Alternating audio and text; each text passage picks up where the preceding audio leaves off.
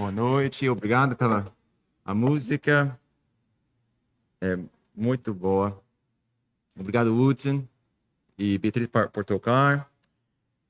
E eu quero, já conhecemos Neilson e a família, né? Ícaro e Maria e René e Lilian, mas é um prazer ver vocês de novo, tá? E aí, o Emily também está aqui mais uma vez. Agora você passou, você já está aqui conosco, tá? E aí eu quero esclarecer, se não viu, com Uma Noite de Cristo é R$ 10, tá? Eu fui lá bem no cantinho aí, o valor. E o campo dentro vai custar R$ 50, ó. R$ 50, fica sabendo isso, tem, ó, 3 meses, tá? 3 meses para preparar por isso. E campo dentro, como eu falei, vai ser basicamente acampamento, só que menor, né? Menos tempo. Eu estou muito animado sobre isso, estou já falando com outras igrejas sobre esse evento. Fica sabendo sobre isso. E sobre a Dia das Mães, eu já recebi, eu dei para minha esposa, os conhotos. Eu pesquiso a palavra, conhoto, é a coisa que você tira e dá. Então, convido outros por isso, se você ainda precisa. Tem aqui? Outra, ó, ele me deu o que dizer aqui. Isso é sabedoria aqui, ó. Deixe-me ler isso, tá? Nesse Dia das Mães, queremos deixar claro que todos podem convidar amigas, vizinhas e familiares, tá? Especialmente mães, para participar no culto conosco e um jantar após o culto. Mais do que isso, nosso desejo é que este seja um momento especial de encorajamento espiritual para as mães. E queremos alcançar lares, fortalecer mais e apontar cada coração para Cristo, tá? Por isso, incentivamos cada um a convidar mais que desejam crescer no Senhor e edificar seus lares para a glória de Deus, tá? Então, fica sabendo isso, sobre o evento. Eu estou animado sobre isso, tá? E agora eu convido você para abrir sua Bíblia até Efésios capítulo 3. E se puder ficar de pé, vamos, por reverência da palavra de Deus, vamos ler aqui, Efésios capítulo 3 e versículo 8. 3 versículos, tá? Para iniciar.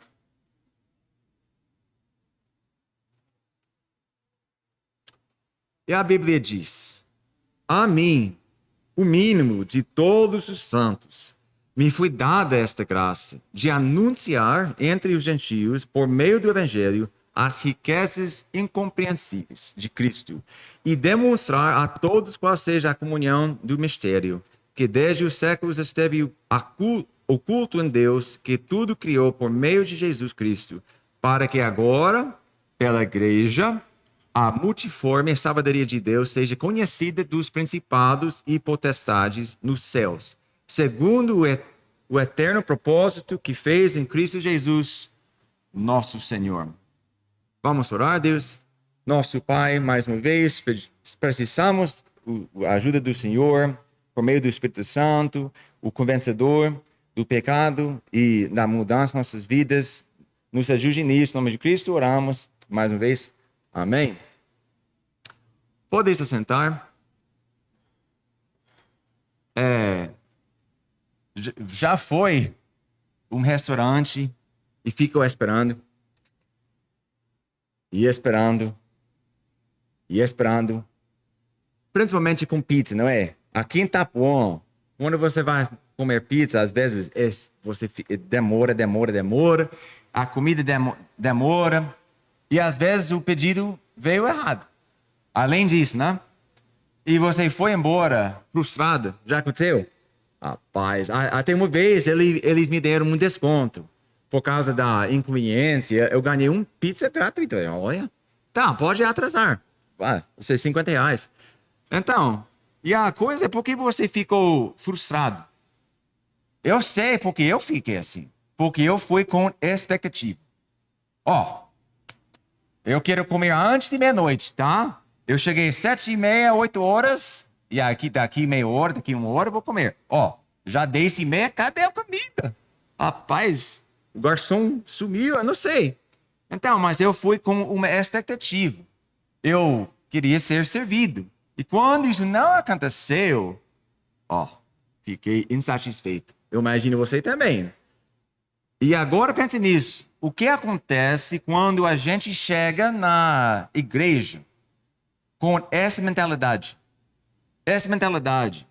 Quando a pessoa entra e a primeira coisa que ela pensa é: e essa igreja? Essa igreja aqui vai resolver os meus problemas? Essa igreja aqui vai resolver ou vai fornecer as minhas necessidades? Tá? Essa igreja está agradando ao meu gosto, está me fazendo sentir bem.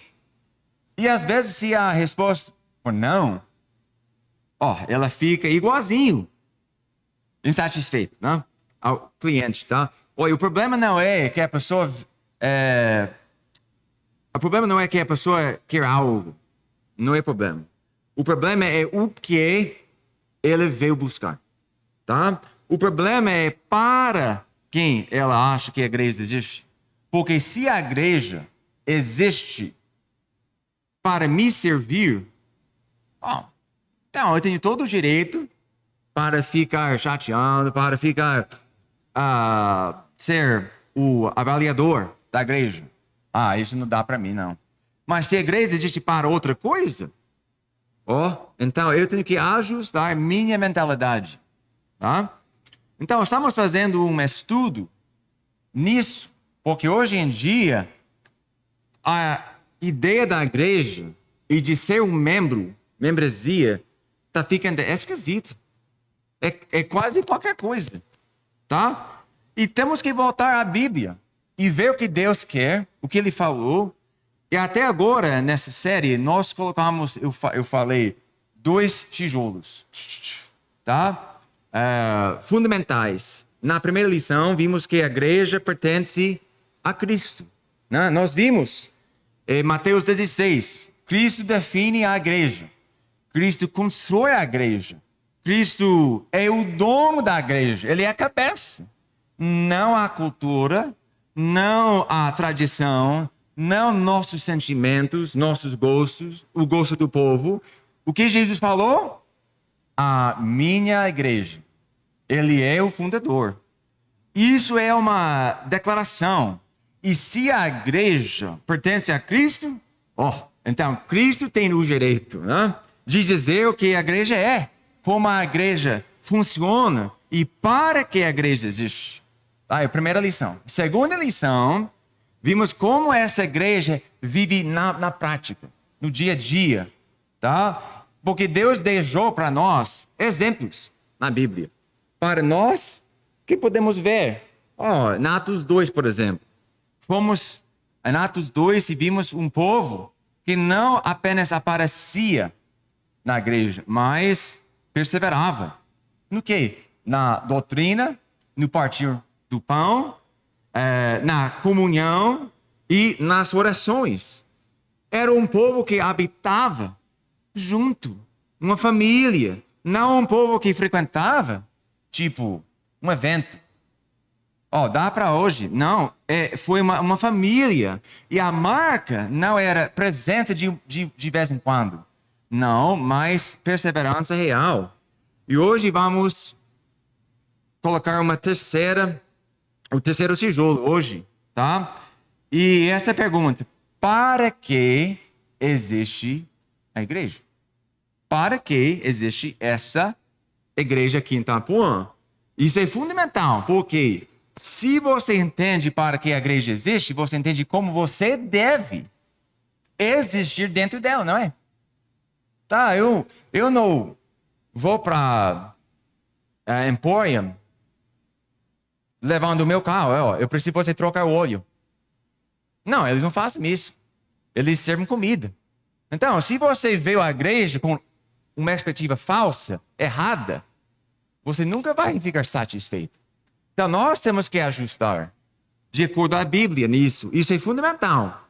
Porque, como eu falei, quando você entende como você deve Isso você entende como você deve existir dentro dela, tá?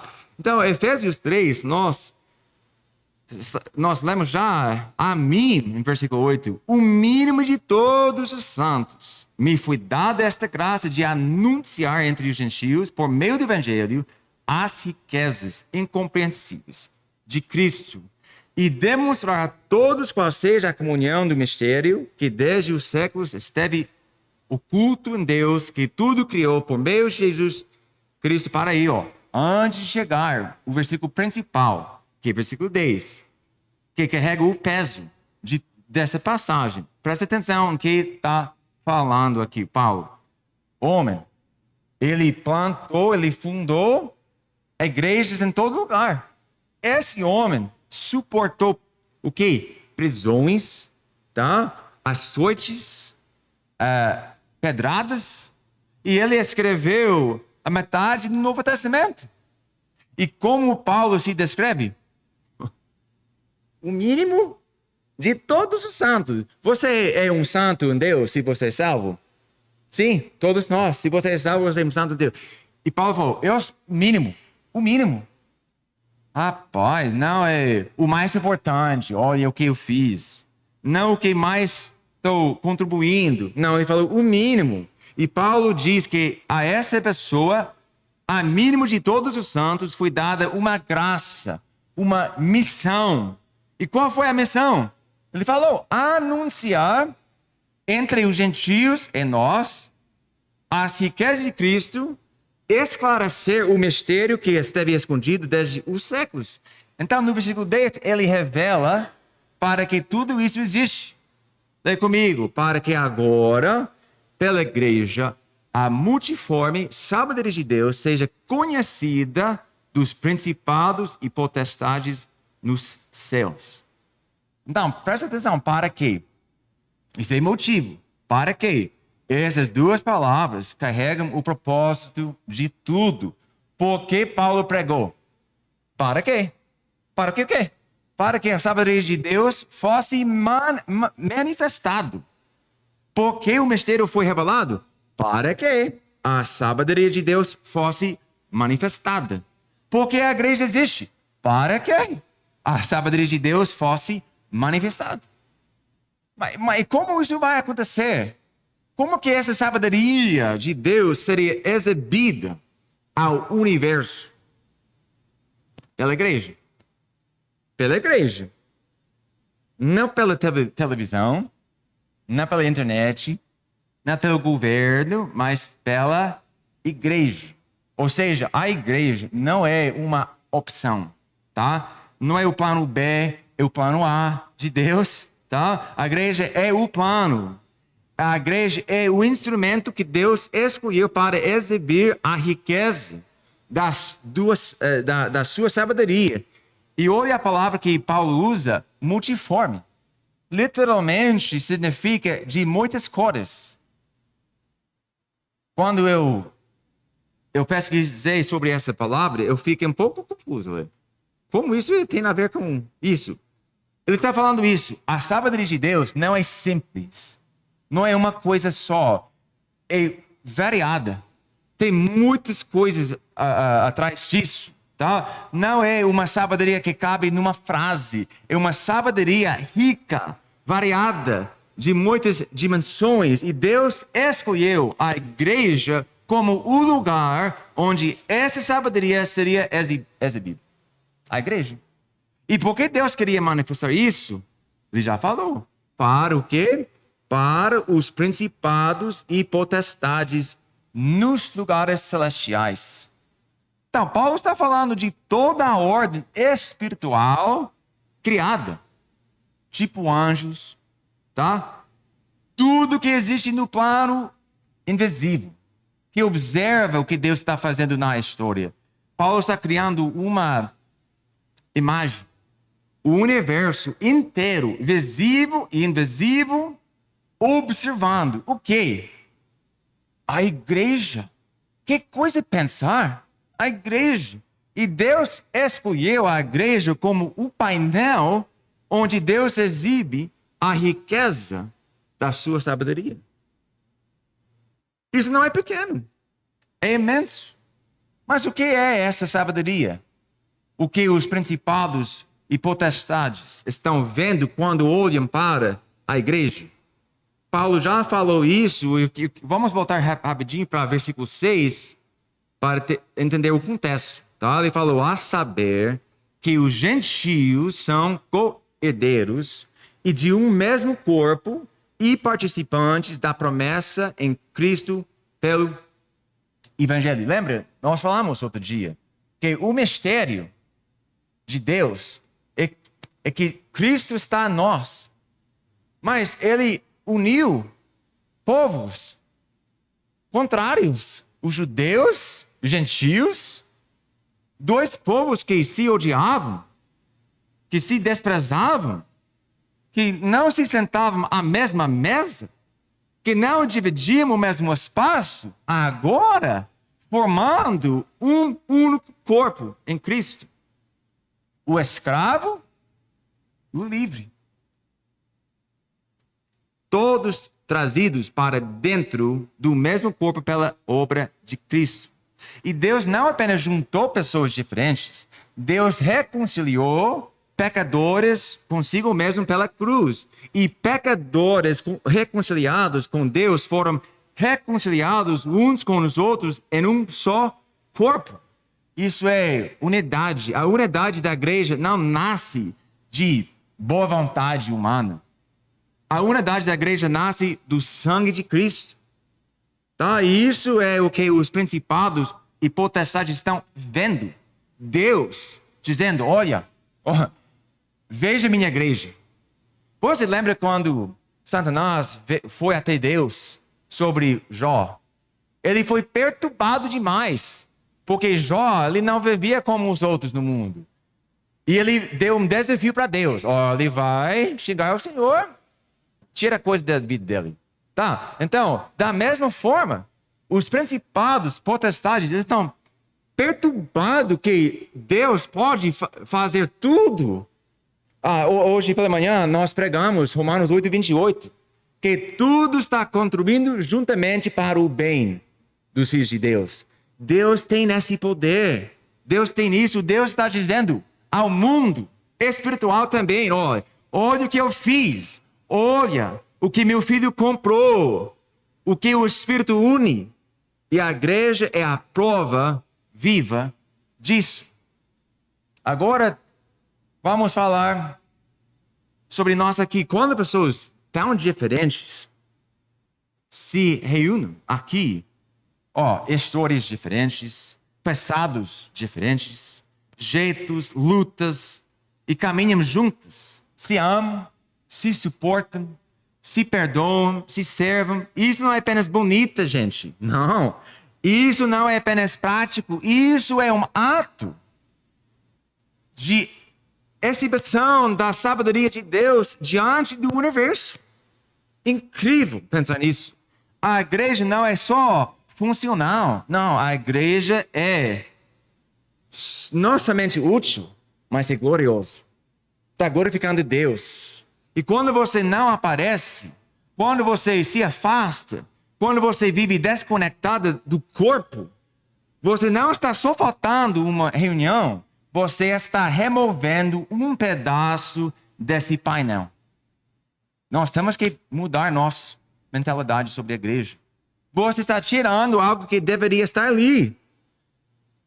Então, ele falou, versículo 11, segundo o eterno propósito que fez em Cristo Jesus, nosso Senhor.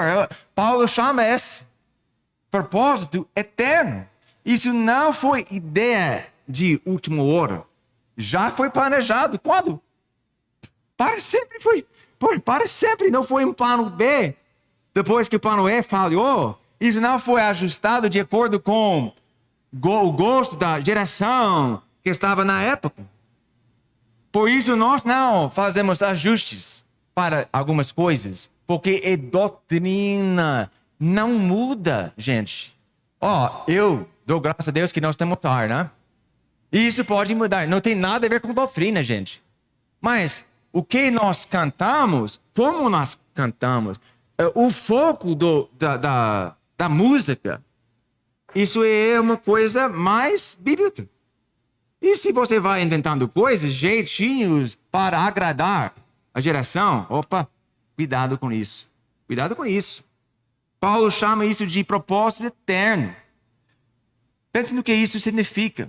Antes de Adão, antes do jardim, antes da queda, antes de Abraão, antes de Davi, do templo, de qualquer coisa que os olhos humanos já viram, Deus já tinha planejado a igreja.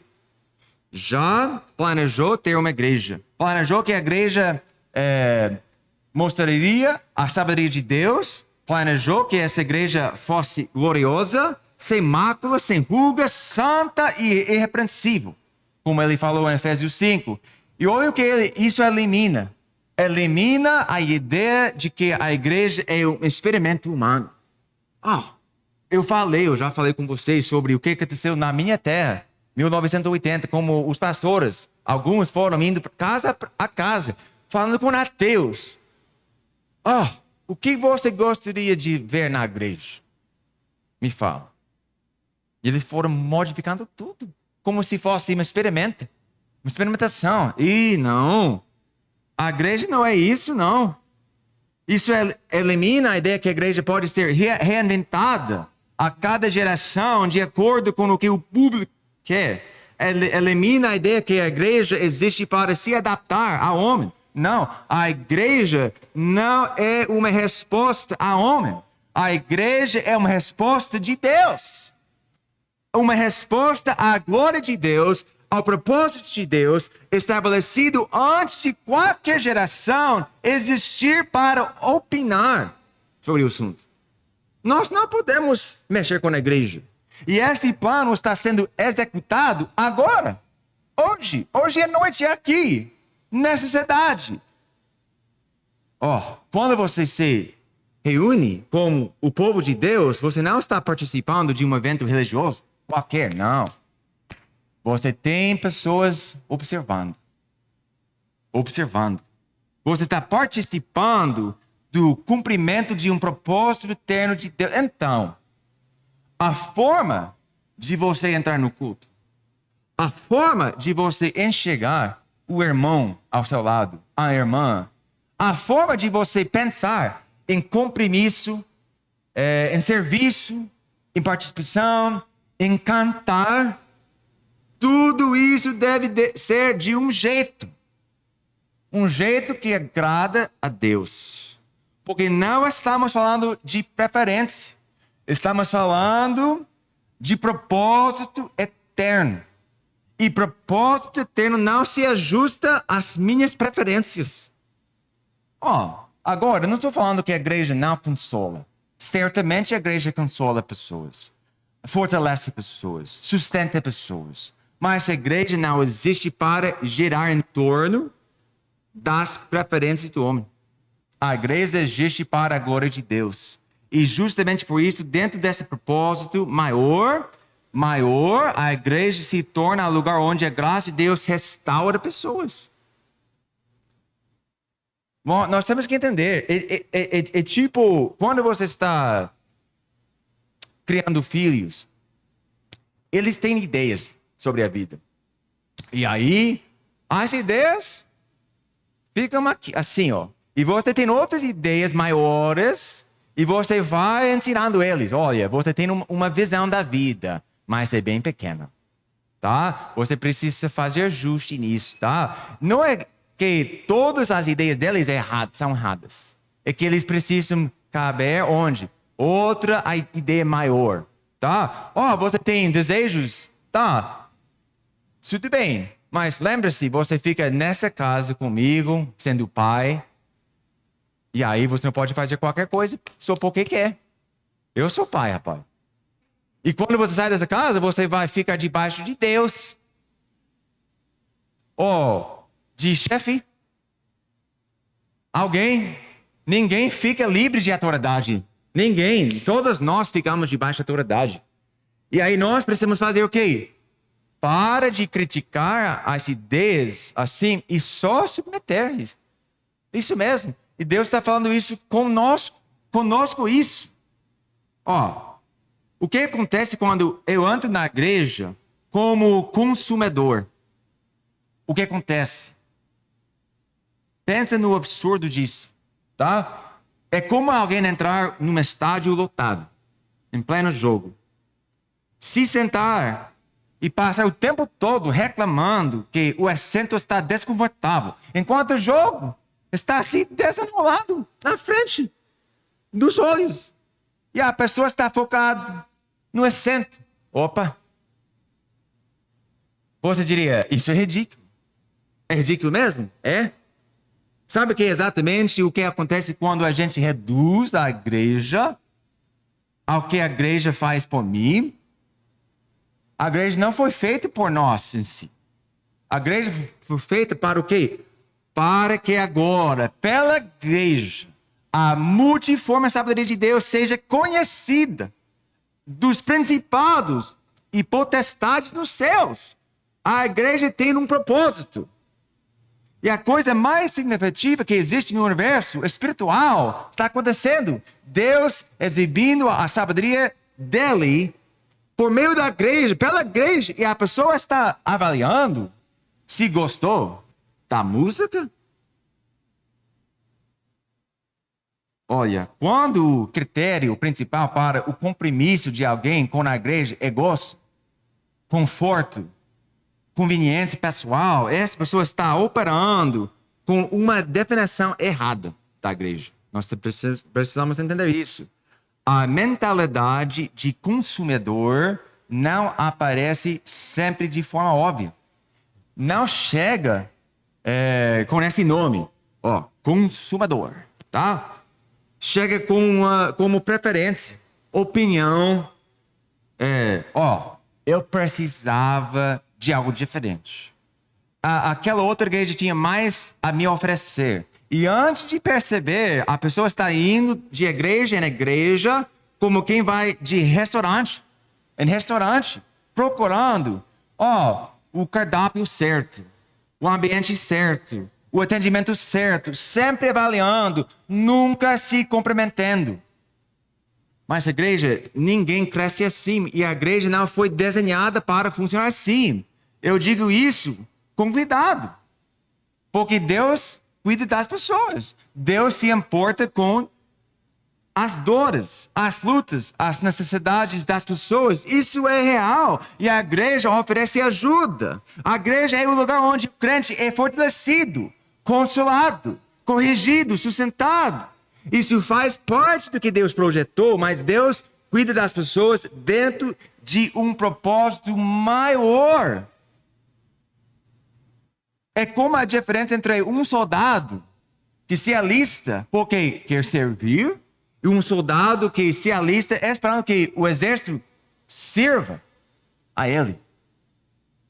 Um entende para que aquilo existe. O outro está no lugar errado, com mentalidade errada, e quando a realidade não corresponde às expectativas, o que ele vai fazer? Abandonar. E é assim que pessoas abandonam igrejas fiéis.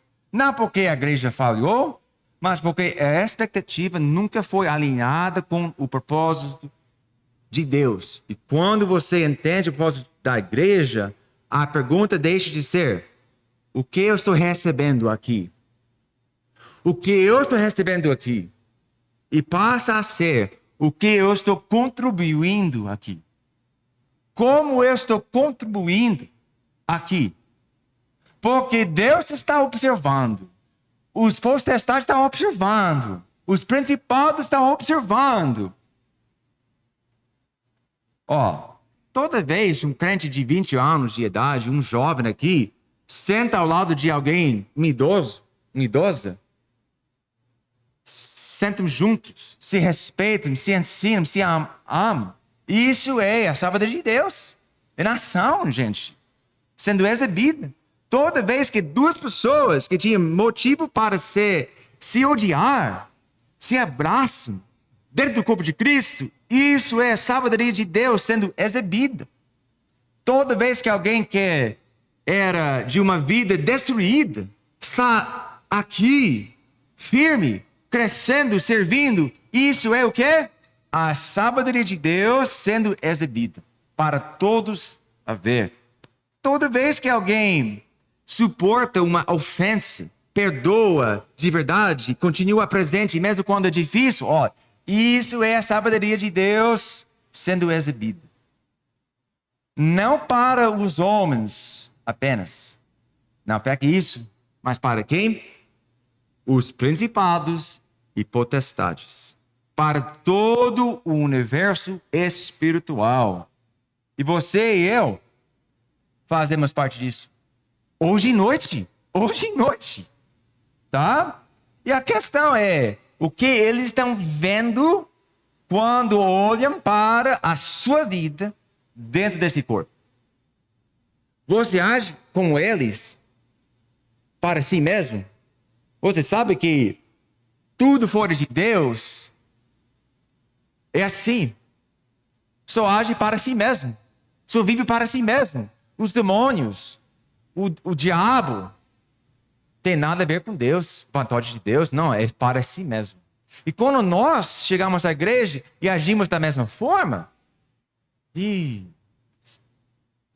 qual é a diferença que o diabo, o universo está vendo em nós quando nós chegamos à casa de Deus, que foi feita para manifestar a sabedoria de Deus, e eles estão vendo o quê? O pecado em controle. Dirigindo tudo. Divisão, orgulho, ou eles vejam amor sacrificial, serviço, compromisso, submissão. Olha, a igreja existe para exibir a multiforme sabedoria de Deus. A igreja existe para cumprir o eterno propósito de Deus em Cristo. E a igreja existe antes de qualquer coisa para o quê? A glória de Deus. E isso não diminuiu você, não. Isso te coloca no lugar certo, tá? É tipo num casamento. Eu sempre fui ensinado, olha, num casamento, a primeira pessoa para agradar quem? Os filhos? Jamais, rapaz, são terroristas, não é? Rapaz, sempre quando manda. Não, minha esposa, ela ganha em primeiro lugar. E depois deles, você, tá? Eu já falei com minhas filhas, eles tentam me manipular. Falei, não, escuta, sua esposa é a rainha, você é princesinha. Não, ela ganha, sai daqui, ó. Eu falo com ele precisa entender o quê? O lugar deles. Eles não ganham uma posição assim, mesmo que eles querem isso. Não, rapaz. E nós precisamos entender isso também. Com Cristo, com a igreja, com Deus, com tudo isso. A igreja existe por isso. Te coloca no lugar certo. Porque quando você para de ser o centro, quando Cristo é o centro, quando a glória de Deus é o centro, aí você finalmente entra na igreja do jeito que a igreja foi desenhada para ser vivida. Compromisso. Uma família unida. E enquanto os principados e potestades nos lugares celestiais observam o que Deus está fazendo pela sua igreja, olha, a pergunta que fica é, o que eles estão vendo quando eles olham para a sua vida dentro desse corpo? Porque eles estão observando. Deus falou. Tá, vamos fechar nossos olhos e abaixar a cabeça. E ele pode tocar música bem quietinha.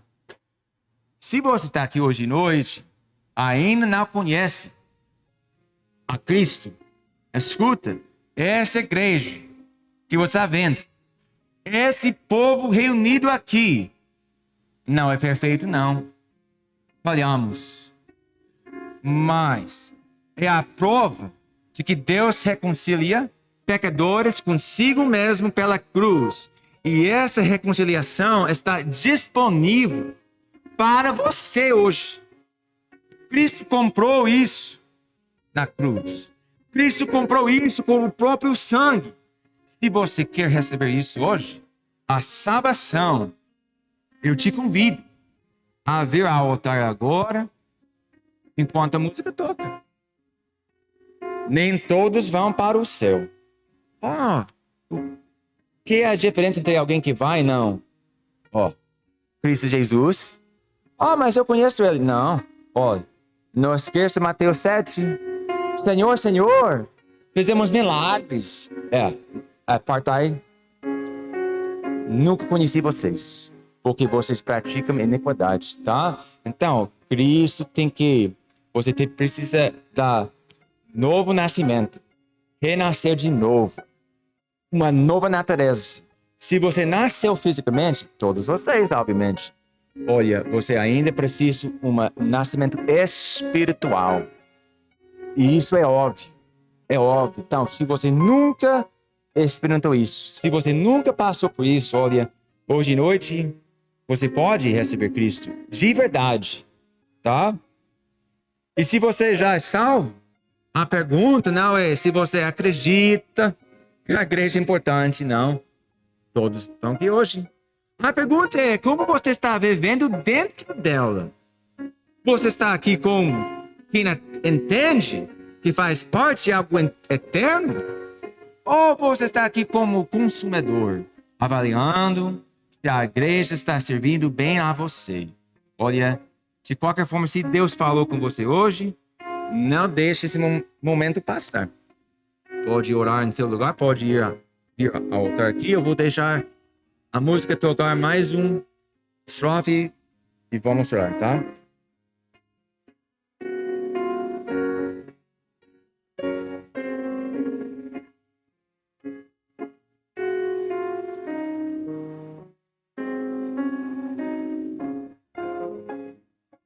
Amém. Senhor, nosso Deus, eu agradeço. Somente o Senhor podia planejar algo multiforme. Uma sabedoria que não tem palavras para explicar. Obrigado, Deus. Obrigado como o Senhor age. A sabedoria do Senhor. Se alguém está aqui hoje à noite sem seu filho como seu salvador, toque esse coração, essa pessoa, para entender antes de tarde demais. E para os membros, os salvos, nos ajude para ajustar nossa mentalidade aqui. Que nós devemos ser uma família, servindo, contribuindo, participando em seu corpo, por causa do amor que nós temos por o Senhor. Eu peço tudo isso em nome de Cristo, meu Salvador. Amém. Obrigado pela atenção. Ore, por favor. Hoje à noite, eu sou doido. Eu vou com meu filho, Caleb, para de Paraná, agora. E vamos ajudar numa igreja lá, numa obra lá. E aí, ore, porque, pai, eu acho que vamos chegar 1 hora da madrugada. Ore por isso. E também, eu quero convidar todos os jovens e crianças para vir aqui na frente, porque vocês vão ensaiar uma coisa para Dia das Mães, não é? Amém, então. Isso também para receber convites. Então, eu amo vocês, tá? Uma ótima noite.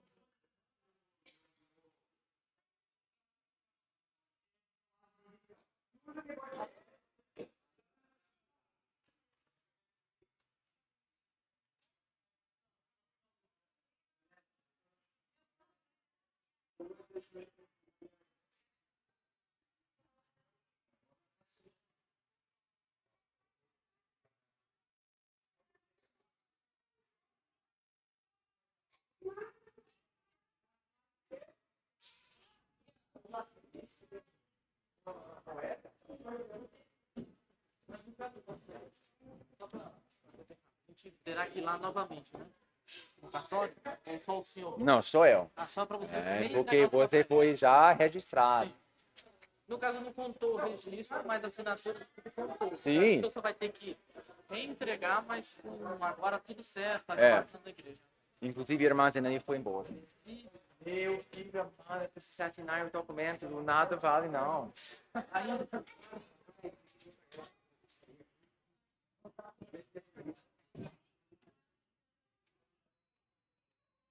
mas no caso, quando nós fomos no banco fazer a conta, eu teria que estar presente, né? Isso. Até nós... Ok.